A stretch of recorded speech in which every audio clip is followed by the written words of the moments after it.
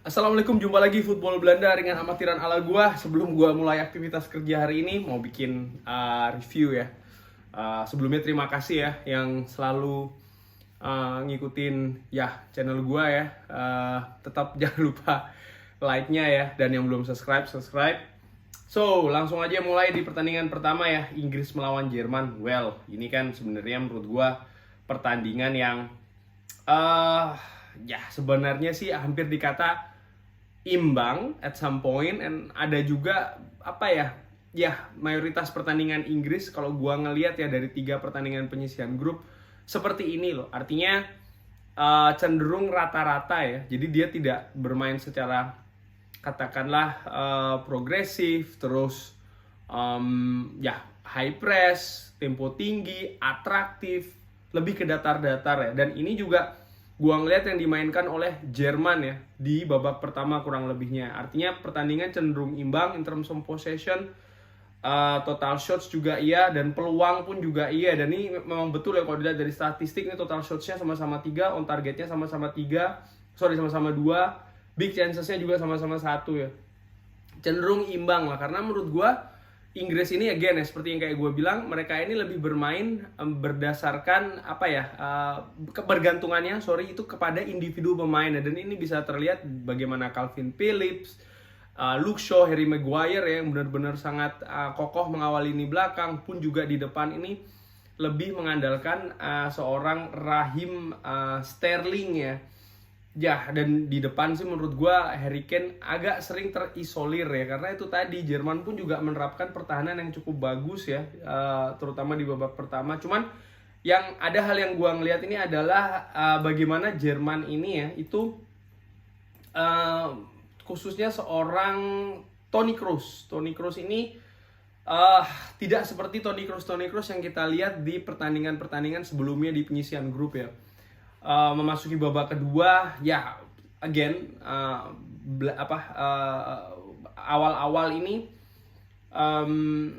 berusaha untuk Jerman ini berusaha untuk mengambil inisiatif ya, karena dia melihat ada peluang di situ, berusaha untuk menaikkan tempo sedikit, dan memang betul mereka lebih menguasai in terms of possession. Cuman kalau kita ngelihat area penguasaannya itu lebih banyak di daerah tengah ya.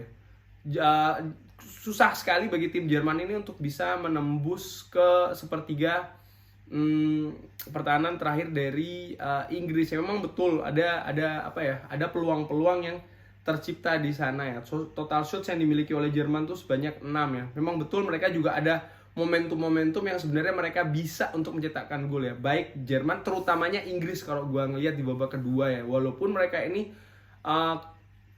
in terms of possession itu sebelum terjadinya gol, gue bilang ya mereka lebih mampu mengimbangi, bahkan mereka mampu menciptakan beberapa peluang yang menurut gue ya cukup bagus ya, peluang-peluang yang diciptakan oleh Inggris ya. Tapi itu tadi mereka tidak bisa clinical ya, dan menurut gue sih ini bukan karena mereka pemain depannya bermain jelek atau seperti apa ya, memang ya kurang klinikal aja, bisa dikatakan seperti itu ya. Balik lagi ke Jerman tadi, menurut gua and then ya gol diciptakan pertama oleh Raheem Sterling ya, dan menurut gua assist dari Luke Shaw itu cukup manis, cukup bagus.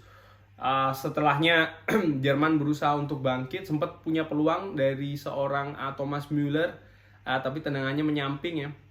Dan ya akhirnya Inggris mampu menutup pertandingan di menit 86 melalui Harry Kane ya. Masuknya seorang Jack Grealish menggantikan Bukayo Saka ini menurut gua salah satu titik poin sih dari berubahnya angin ya, karena memang gua melihat seorang Bukayo Saka ini tidak bermain secara optimal ya di tim Inggris. Ya pun juga seorang katakanlah Calvin Phillips ya, yang tidak bermain seperti ketika dia bermain di pertandingan pertama ya. Terlihat dia lebih banyak kerja sendiri, oleh karena itulah lini tengah ini terutama di babak kedua ya lebih banyak dipegang kendali oleh Jerman. Namun, ini dia yang gue pingin bahas dari tadi. Kalau gue ngelihat ya di tim Jerman ini ada satu pemain yang menurut gue tidak bermain seperti biasanya. Siapa itu? Adalah seorang Toni Kroos ya, dimana dia ini hanya ya passingnya tidak sebanyak ya, dan bagaimana dia tidak sebanyak biasanya tidak menciptakan key passes, seperti pertandingan-pertandingan sebelumnya katakanlah ya. Touches-nya pun juga tidak sebagus di pertandingan-pertandingan sebelumnya. Gue melihat ada sedikit flop katakanlah untuk seorang Toni Kroos ya di sana ya. Dan inilah yang mengakibatkan walaupun Jerman ini menguasai lini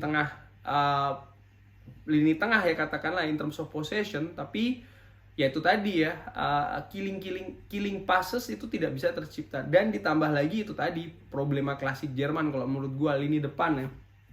Gue melihat seorang Kai Havertz ini seperti ya agak sedikit kebingungan, utamanya seorang Thomas Müller ya. Ini tidak, ya Thomas Müller ini kan kalau di Bayern Munchen dia punya seorang ini dengan amatiran ala gue ya, ada seorang Robert Lewandowski yang dia ini benar-benar bisa menjadi striker bayangan, dan pemain lawan pun juga benar-benar harus membagi konsentrasi ya, either menahan, mencoba menjaga Lewandowski. Nah, Thomas Müller bisa masuk, dan sering sekali skemanya kan seperti itu, dia coming from behind. Sementara di Jerman sendiri karena striker utamanya tidak begitu tajam, jadi Thomas Müller seakan-akan harus mengambil peran sebagai striker utama, which is sebenarnya kalau menurut gue ya dengan amatiran ya, dia tidak mumpuni lah, atau mungkin kapasitasnya bukan seperti itu sebenarnya dengan amatiran ala gue. Dan inilah yang terlihat kenapa banyak serangan-serangan Jerman itu macet katakanlah ya. Pun kalau kita melihat ketika melawan Portugal kan Jerman ini lebih berani menyerang, lebih sporadis, lebih all out katakanlah. Dan ini pertandingan kemarin terutama di babak pertama pun juga babak kedua, ada sedikit bukan sedikit ya, terlihat Jerman ini bermain sangat hati-hati begitu loh. Untuk bermain frontal mereka cenderung menahan-nahan ya, dan ini menurut gue yang salah satu mungkin kunci ya dengan amatiran ala gue kenapa Jerman ini bahkan tidak mampu mencetak gol ya, karena itu tadi pemain tengahnya sedikit flop, terutama Toni Kroos. Pemain depannya ya akibatnya kurang support, pun kualitas yang diisi bukan diisi oleh sosok-sosok striker yang tajam, yang mampu meng-create peluang sendiri ya. Dengan hasil ini ya Inggris selamat mampu lolos ke babak perempat final ya. Cuman patut dinantikan ini khususnya untuk timnas Inggris ya, karena kan mereka ini selama ini selalu bermain di kandang sendiri ya. Dan di pertandingan selanjutnya mereka ini sekalian gue bikin reviewnya ya, Swedia melawan Ukraina ya. Menurut gue pertandingannya di babak pertama terutama ini kan sebenarnya agak sedikit boring kalau gue pikir ya. Again kalau bisa dilihat nyaris imbang in terms of possession, total shots juga walaupun lebih dikuasai oleh Swedia, tapi permainannya tuh ya cenderung muter-muter ya di depan kotak penalti di zona sepertiga terakhir dari Ukraina ya. Sementara Ukraina pun juga demikian ya, ketika mereka membangun serangan memang betul ada momentum tapi momentumnya tuh kurang greget ya, sampai akhirnya ada gol dari Zinchenko yang menurut gue golnya cukup keren juga ya, tendangannya Zinchenko ini. Dan kemudian Swedia berusaha untuk lebih pegang kendali, lebih cari peluang ya untuk bisa menciptakan gol. Tapi Ukraina ini ternyata juga memiliki serangan-serangan balik yang menurut gue cukup bahaya juga ya. Dan momentum ini tercipta terutama di pertengahan babak pertama sampai dengan Swedia ya, karena mereka kan menguasai posisi, cuma mereka kesulitan ya. Dan menurut gue apa yang dilakukan oleh Emil Forsberg ini benar, mereka mencoba untuk melakukan shooting dan akhirnya berhasil ya, walaupun sedikit deflated. Di babak kedua sih kalau gue ngelihat ini kedua tim sepertinya agak sedikit malu-malu ya, dan bisa dikatakan cenderung cari aman sih sebenarnya, walaupun again ada momentum-momentum yang terjadi di sana ya. Tapi cara mereka bermain ini seperti berusaha untuk cari aman dua-duanya begitu ya. Itu yang terlihat di babak kedua dengan amatiran ala gue. Dan di perpanjangan babak pertama sih ada insiden ya. Itu di TV di Belanda dibahas apakah itu sebenarnya harus kartu merah atau tidak, karena kan si Marcus Danielson ini memang betul kakinya terlalu tinggi ya, dan mengenai lutut mungkin ya dari pemain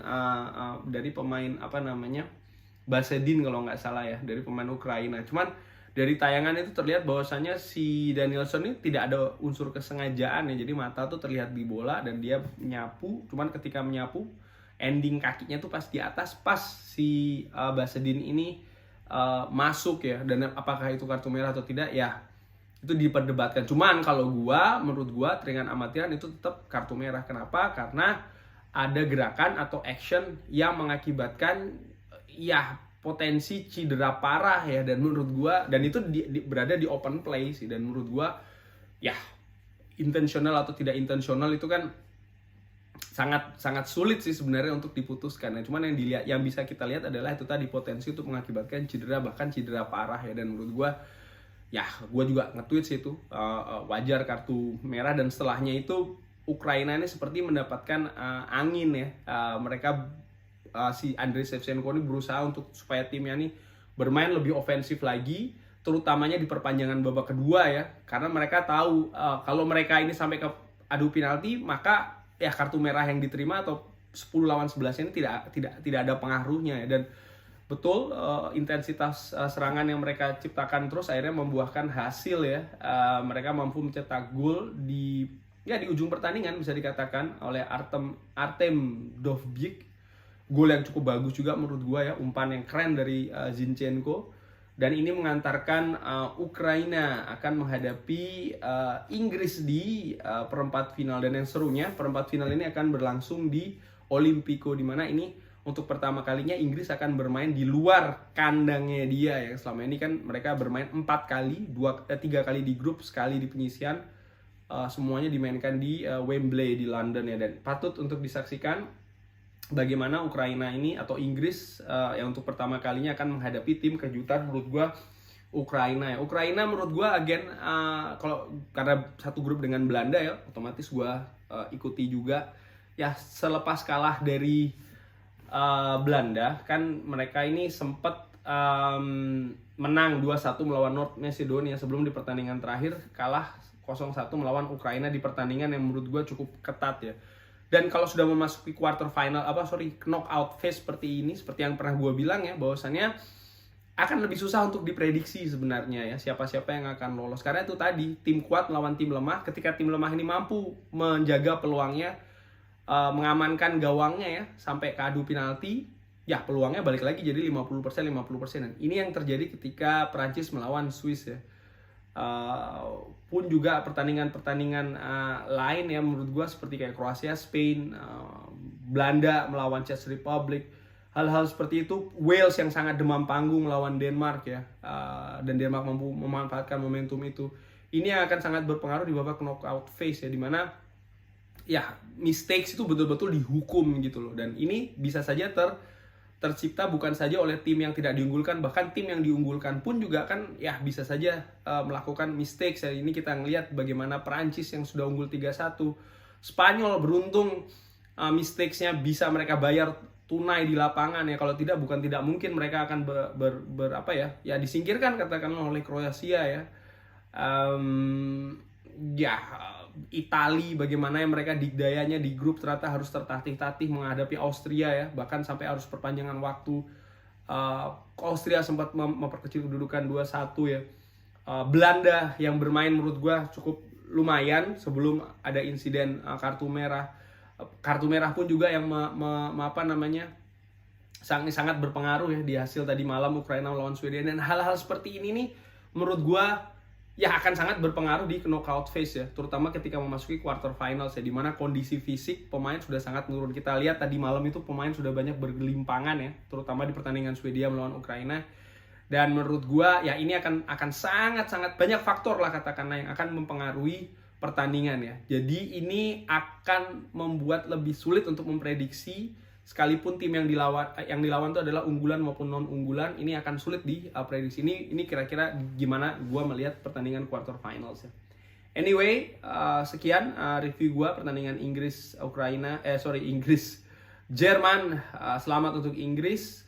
Football is coming home. Wah, ini patut untuk disaksikan lebih lanjut ketika mereka akan menghadapi Ukraina yang mampu menyisihkan Swedia ya. Tetap ikutin Football Belanda, jangan lupa like, jangan lupa subscribe. Thanks for watching. Wassalamualaikum warahmatullahi wabarakatuh.